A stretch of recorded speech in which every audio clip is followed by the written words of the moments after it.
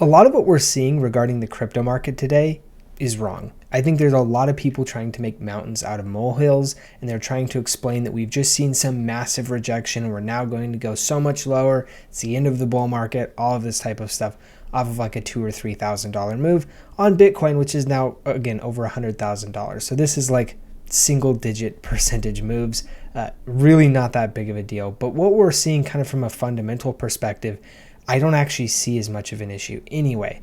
Now, of course, it always does suck when we do see price pullback, and that's always going to happen. But what we're seeing right now, in my opinion, is a very, very standard move. It's something that makes a lot of sense.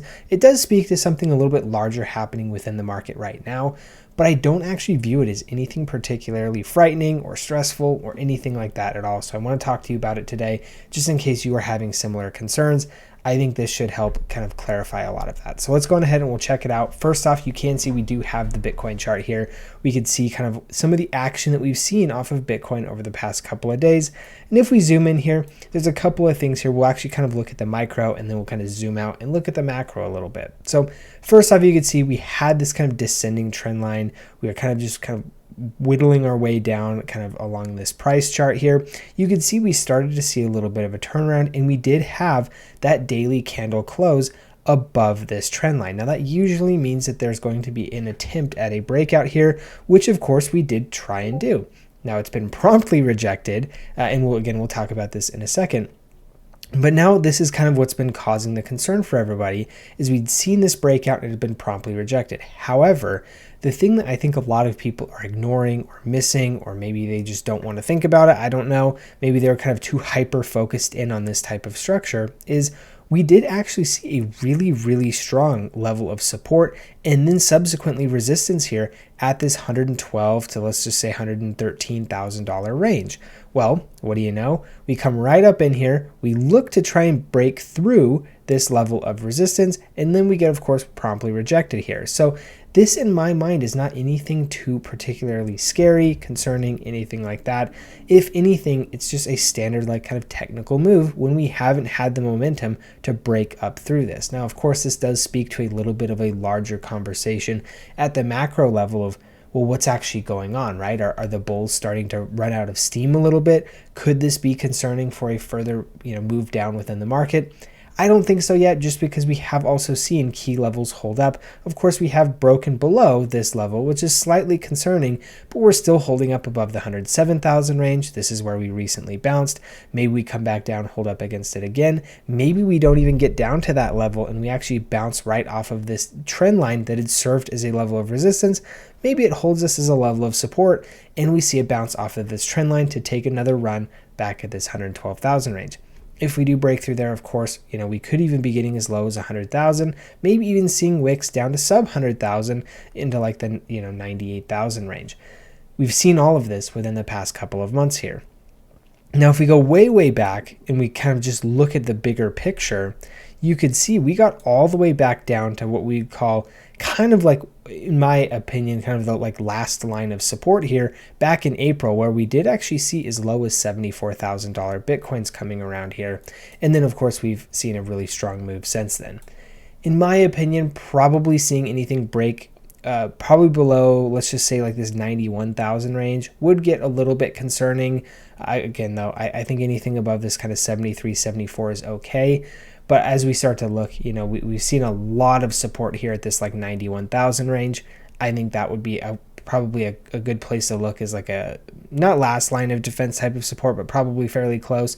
But then also here, anything above 100,000, you could see we're holding above the levels that we have seen basically consistently since the beginning of May. So if we were to hold that, that's totally fine. But again, we're talking about some wider moves here. Right now, we haven't even seen anything that crazy. It's literally just been a rejection off of a well-established and well-defined level of resistance. We didn't have enough momentum to break through it. Not the end of the world. This is September, of course. September has historically been relatively rough for Bitcoin. So seeing this level of resistance is not at all surprising, at least in my mind. If you do look, we haven't actually seen really any strong technical buy or sell indicator basically since, like, what was it, right here? back in July 13th. So, and this is me referring to a combination of an overextension on RSI as well as the Bollinger Bands. You can see they've generally been decent at predicting some level of moves and some level of pullback. This one, of course, did take some time, and we did actually go much higher before we saw that move back. But, that is something that we generally have seen basically always happen when we see this level of overextension. We've not seen any of that right now. Right now, we're just chopping around, moving relatively safely, relatively stably through. We also can see yesterday, we actually did a little bit of a long trade playing this breakout on Bitcoin.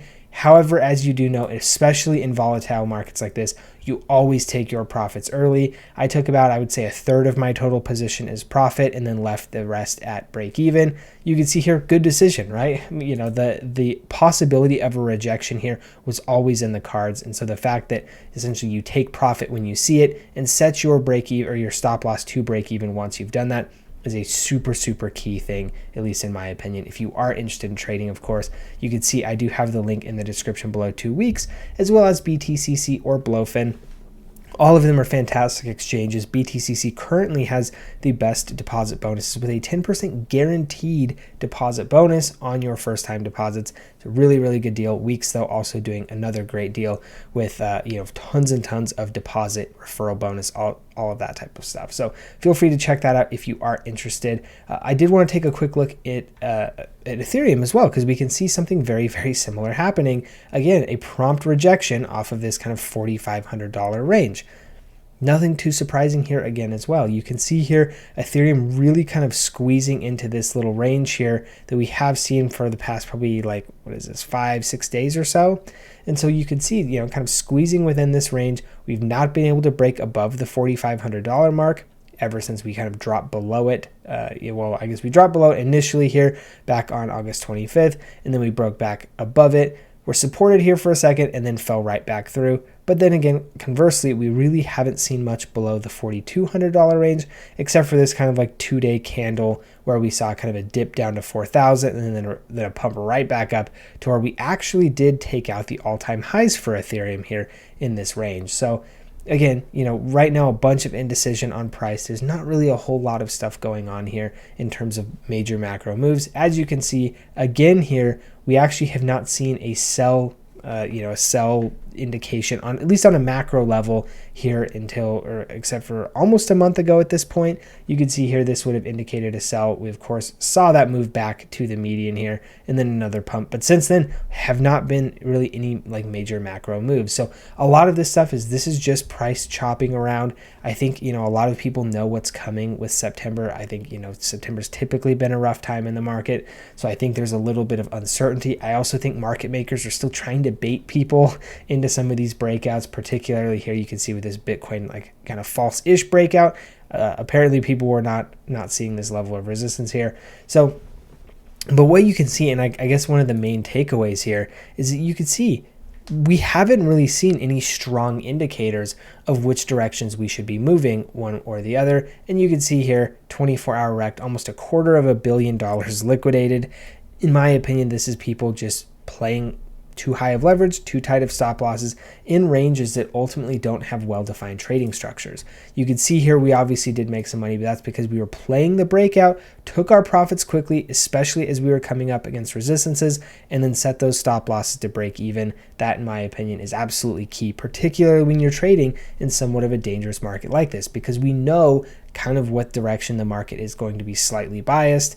At least we have a strong opinion. Again, we can never know anything for certain. We at least have a strong opinion here, and then we are kind of playing in that same direction. So again, or we're playing in the opposite direction, which again can be a little nerve-wracking sometimes. Now, the last thing that I wanted to kind of provide you in terms of some other news today is the announcement that we saw that Bloomberg is saying Strategy has met all of the criteria to be added to the S&P 500. This, of course, would be massive news because this would essentially give full-on proper institutional adoption of Bitcoin. Now, of course, we have already seen kind of some degree of institutional adoption, particularly with the BlackRock ETFs and things like this. But there are a lot of people who essentially only DCA into the S&P 500, myself included. if I were only, of course, I have outside crypto positions. I think that's probably fairly obvious. But, if I only DCA'd into the S&P 500, even with BlackRock's ETFs and all of this type of stuff, you would not necessarily have direct Bitcoin exposure. Well, if strategy gets added to the S&P 500, every single person who is DCAing into the S&P 500 now has some level of Bitcoin exposure. It's not direct Bitcoin exposure because you're not buying Bitcoin one for one.